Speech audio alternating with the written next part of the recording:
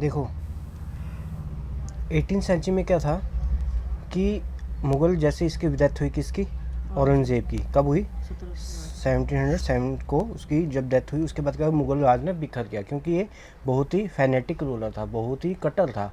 तो ये इसकी वजह से जो हिंदूज थे, जो अलग अलग यहाँ पे राजपूत थे, तो इससे काफ़ी ज़्यादा मतलब कि गुस्सा थे। इस कारण क्या हुआ कि जब इसकी डेथ हुई तो वो अपने आप को इंडिपेंडेंट करना स्टार्ट कर गए। इसी दौरान क्या हुआ, इसने कहा हुआ कि जो मुगल रोड है, तुरानी, ईरानी, अफ़गानी, हिंदुस्तानी ग्रुप रहते थे जो हमेशा आसपास मतलब लड़ते रहते थे, ठीक है।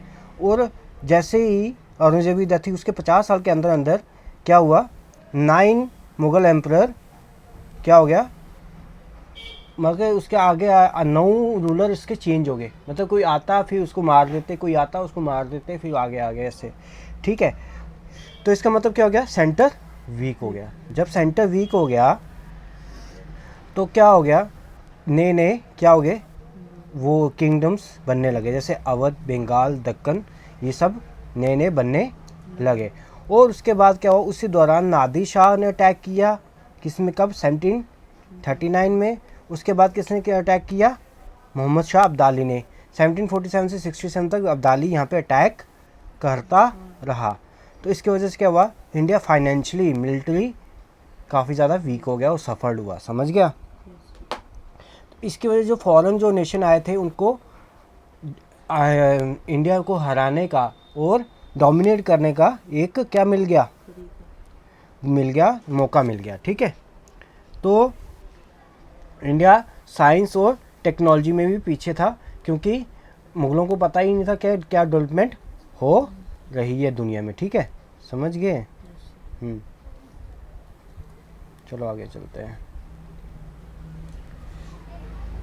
आगे चलो।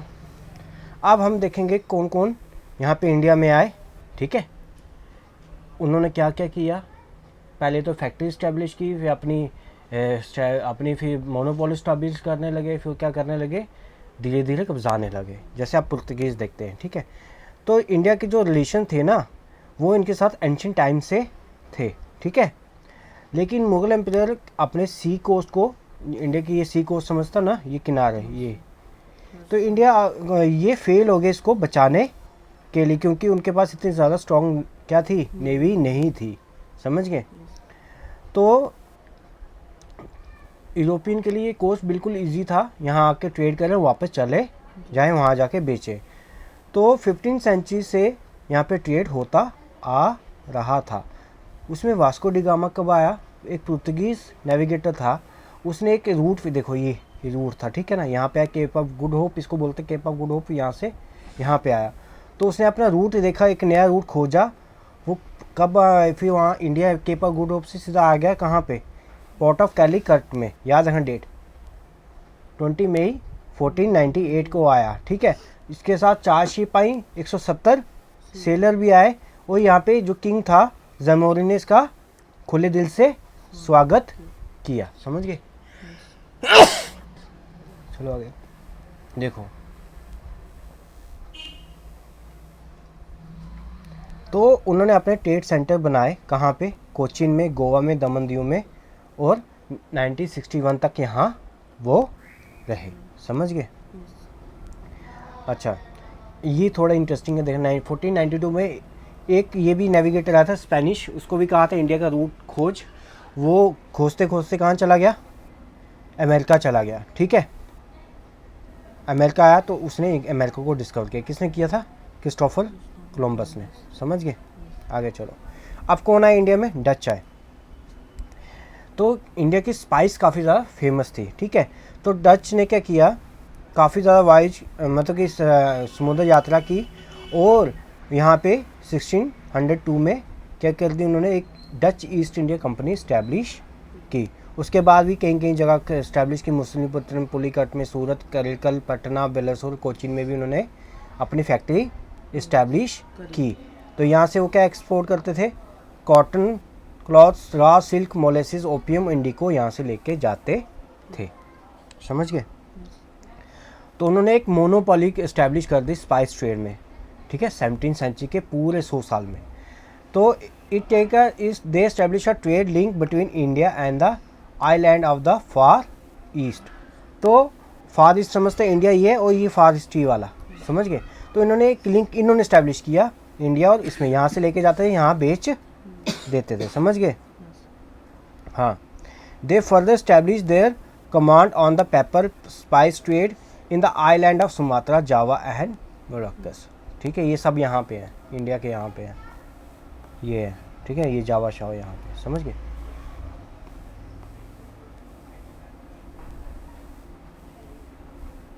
अब आते हैं ब्रिटिश, ठीक है। 1579 में एक ब्रिटिश नेविगेटर था, इसका नाम था सर फ्रांसिस डार्निक, ने एक यात्रा स्टैब्लिश की इंडिया में आने के लिए। The completed voyage and the victory of the English of the Spanish Armada in 58 encourage the people of England to take the voyage. क्या होता है इनके स्पेनिश इनके बीच में, क्या होता है, लड़ाई होती जाती थी। 1588 में क्या इन्होंने जीत हासिल की, और इन्होंने इंकरेज, इससे वो प्रोत्साहन हुआ कि वो अब इंडिया की तरफ रुख करे, समझ गए। क्वीन एलिजाबेथ फर्स्ट ने काफ़ी ज़्यादा प्रेरित किया कि आप जाओ वहाँ पे इंडिया की तरफ, या कोई रूट खोजो। किस किस को उन्होंने कहा था, लैंड, जेम्स लैंस्टर, जॉन मिल्समैन, ठीक है, माइल्डहन हॉल में, ठीक है। उसके बाद कैप्टन रेमंड को बोला था, मतलब इन्होंने ये जो ये यात्रा करते थे सर्फर, ये जो थे वॉयजर, तो इनको कहा था आप जाओ इंडिया का रास्ता खोजो। तो ये मतलब ये प्रोत्साहन देती रहती थी, ठीक है। तो कब 1600 ईस्वी में क्वीन एलिजाबेथ ने क्या कर दिया, एक कंपनी थी ईस्ट इंडिया कंपनी, उसको कहा कि अब तू ही एक ही कंपनी है जो इंडिया के साथ ट्रेड कर रही, और यहाँ से कोई भी ट्रेड नहीं कर सकता, ठीक है। ईस्ट इंडिया कंपनी को पहले क्या नाम था उसका, governor and company of the merchant of the London trading into east India, पहले इसका नाम ये था, समझ गया।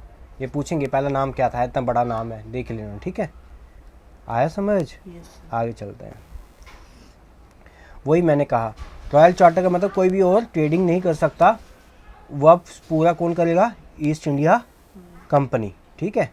वही उनको ही राइट है कि वो यात्रा करे इंडिया की तरफ, और नई नई अनमार्केट एक्सप्लोर करें, जहाँ से वो गुड बाय करे एट चीपर प्राइस में, और यहाँ पे यूरोप में हाई प्राइस में बेच दे, ठीक है। अच्छा, तो ईस्ट इंडिया कंपनी कहाँ कहाँ गई, सुमात्रा, जावा, मोलक्कस में गई, और 1608 में उन्होंने एक पहला अटैम्प्ट किया ताकि वो यहाँ फैक्ट्री इस्टेब्लिश करें। 1613 में मुग़ल एम्परर जहांगीर ने फरमान दिया कि आप अपनी फैक्ट्री यहाँ पे सूरत में इस्टेब्लिश कर दो।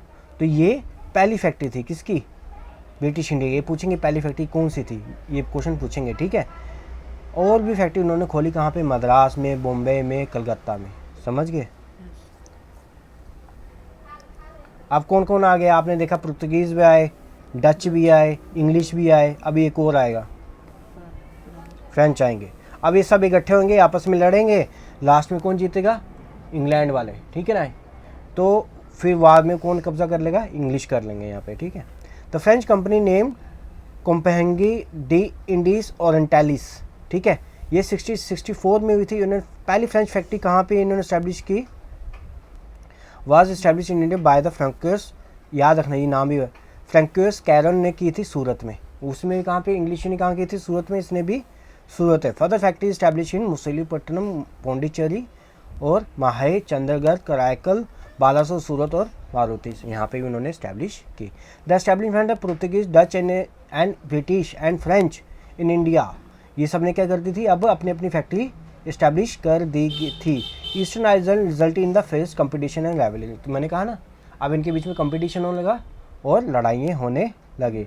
सब चाहते थे कि हम ज़्यादा से ज़्यादा मैक्सिमम प्रॉफिट करें, और इसकी वजह से क्या, कमोडिटी का प्राइस बढ़ता गया और इनका प्रॉफिट क्या होता गया, रिड्यूस होता गया। तो Indian spices, clove, cardamom, paper, cinnamon, fine quality of silk, cotton were the main object in demand. ये सब की बहुत ज़्यादा डिमांड थी इंग्लिश में वहाँ पे अपने अपनी कंट्रीज़ में।